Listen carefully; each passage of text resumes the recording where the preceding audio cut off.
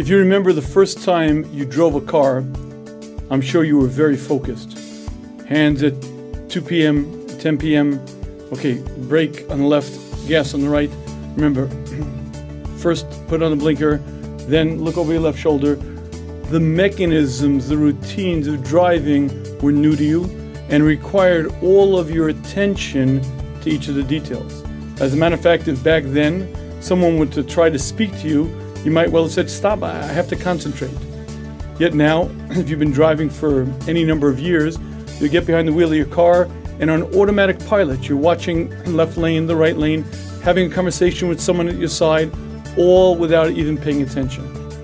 That's an example of a feature that Hashem put into the human, the ability to do things on automatic pilot without paying attention.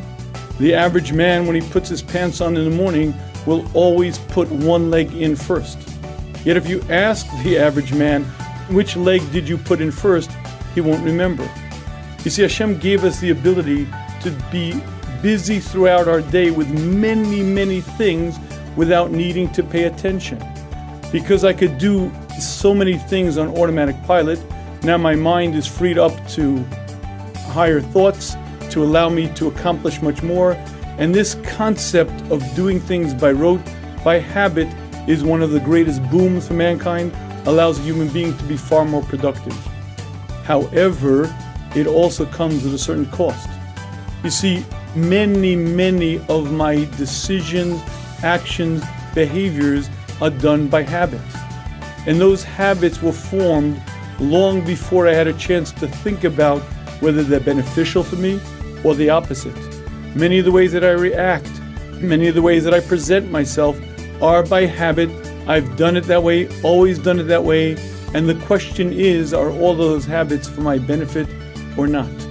Mesillas Yesharim explains to us that one of the key critical ingredients in a growing person's arsenal is a cheshbon nefesh, to sit back at the end of the day and analyze, scrutinize, review my day, review my actions, my behaviors, because in the moment I'm reacting, I'm doing the same way I always did, the same way I've done before, and the ability to think and analyze often is lost in the busyness of life.